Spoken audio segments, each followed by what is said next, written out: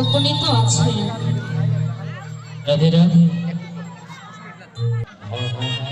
আমি আর কি বলবো মা, আপনারা যদি কৃপা না করেন তাহলে তো আমার এই অধমের বদনে বলা সম্ভব নয়। এই ভক্তিমতী মায়েরা আপনারা সবাই আশীর্বাদ করবেন, কৃপা করবেন। যতটুকু ভগবান বলায় ততটুকু বলব। তাই মায়েরা, এখন যে লীলা আস্বাদনের বিষয়, কিছুক্ষণ আগে আপনারা আস্বাদন করলেন, সেটা লীলা কি ছিল মা? কি লীলা আস্বাদন করছিলেন একটু আগে? কি গো বাবা, কি লীলা আস্বাদন করছিলেন? কি ছিল সেটা? কি লীলা ছিল বাবা? ভুলে গেছে? একটু আগে ভগবান গৌর হরি কি করেছিলেন?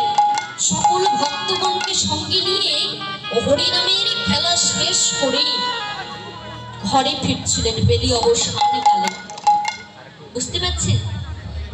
আর বৃন্দাবনে আজকে সেই কথা আমরা আস্বাদন করব।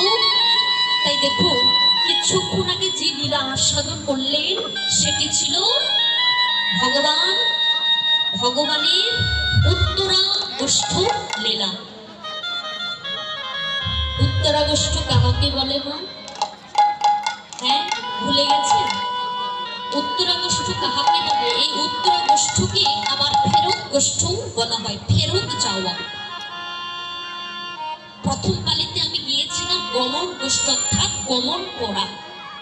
এখন তারপরে লীলা আস্বাদনের বিষয় ছিল উত্তরাগোষ্ঠ, অর্থাৎ ফেরত আসা। রাধে রাধে। বাবা, আমাদের আশার পালা কিন্তু শেষ, তাই না বাবা? আরো আশার আছে আমাদের। এসেছি আমরা, এবার ফেরত যাওয়ার পালা। তো ফেরত চলে গিয়েছে, তাই না? এবার ফেরত যাওয়া, যেদিন ভগবান তার হাতের বাঁশিটিতে মা সকলের নিজ নিজ নাম ধরে ডাকবে, সেদিন আমরা ৫ তলায় থাকি বা ১০ তলায় থাকি, আর গাছতলাতেই থাকি না কেন ভাই, যে যেখানেই থাকি, যেদিন তার ডাক আসবে সেদিন সকলকেই কিন্তু সেই আপন ঘরের সন্ধানে ফিরে যেতে হবে। কি গো মা, থাকার জন্য এসেছিল? যেদিন তার ডাক আসবে সেদিন মা সকলকেই যেতে হবে, এটাই প্রকৃতির নিয়ম।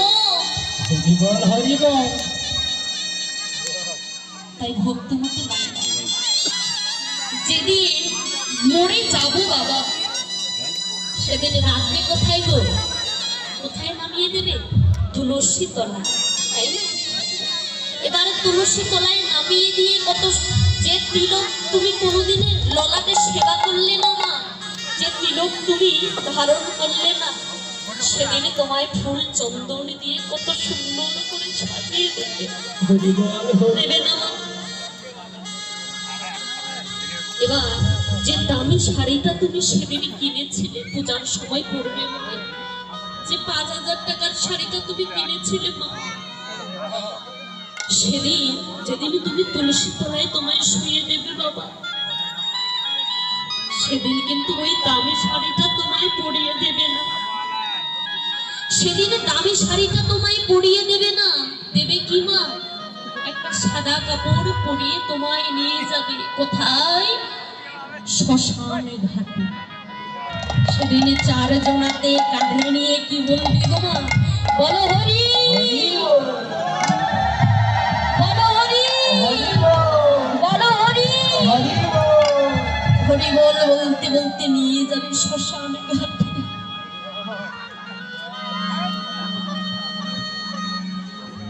তাই ওরে মা, হে কলি হতে ঝি, তোমরা আর ঘুমিয়ে থেকো না, সময় তো চলে যায় না। সময় আর নদীর স্রোত কারো জন্য অপেক্ষা করে না। আজ এখানে আমি দাঁড়িয়ে আছি বাবা, আপনাদের চরণ তুলসী আমি দাঁড়াতে পেরেছি, এটা আমার বহু জন্মের সুকৃতির ফল। বাবা, ভগবান যদি কৃপা না করে, এমনও তো হতে পারি আমি বাড়ি নাও যেতে পারি। ভগবান যদি কৃপা করে তাহলে আমি থাকবো তার ইচ্ছায়। তার ইচ্ছা ছাড়া কখনো কিন্তু কিছু হয় না, তিনি কৃপা করেই বলে হয়। তো এবার মরে তো গেলাম বাবা, হ্যাঁ মরে গেলাম, যাওয়ার পরে বেঁচে থাকতে কেউ কি কোনোদিন নাম করে মা? করে না। সারা জীবনে তো সংসার করে গেলাম। আমার বাবারা কখনো কিন্তু নিজের জন্য ভাবে না, তারা সারা জীবন সংসারের জন্য ভাবে। তারা সারা জীবন ছেলে মেয়ের জন্য ভাবে, সন্তানের জন্য ভাবে, তারা কখনো নিজের জন্য ভাবে না। কিন্তু তারপরেও আমরা বাবা মাকে মানতে পারি না। তুমি আমার জন্য কি করেছো? বড় হয়ে তাদের চোখ উল্টো হয়ে যায় মা, যে তুমি আমার জন্য কি করেছো? কিছুই করোনি তুমি আমার জন্য। এই যে বড় হয়ে আমরা পিতা মাতাকে চিনতে পারি না। কেউ কখনো, বাবারা বলুন তো, কেউ কখনো কি সংসারের ভালো হতে পেরেছি বাবা? সারা জীবন তো সংসারকে দিয়েই গেলাম, কিন্তু পেলাম কি বাবা? দুঃখ জ্বালা যন্ত্রণা ছাড়া কি আমরা কেউ কখনো কিছু পেয়েছি? কিন্তু যেদিন মরে যাব, সেদিন ওই চায়ের দোকানে বাবারা আলোচনা করবে, ওরে মানুষটা দেখতে যেমনই হোক, মানুষটা কিন্তু ভালো ছিল। গো মায়েরা, তাই না? মানুষটি মরে গেছে রে ভাই, কিন্তু মানুষটা না দেখতে বড়ই ভালো ছিল। মানুষটি দাদাটা এমন ছিল, সে যেমনই হোক দাদাটার এটা কিন্তু গুণ ছিল। কি গো মায়েরা, মরে যাবার পরে কি হয়? মরে গেলে তারপরে কিন্তু নাম হয় যে মানুষটা এমন ছিল, দাদাটা দেখতে এমন ছিল, যে রূপের কথা। তাই এই যে ফেরত যাবার পরে এলো রূপ, হ্যাঁ যাবার পরে এলো রূপ।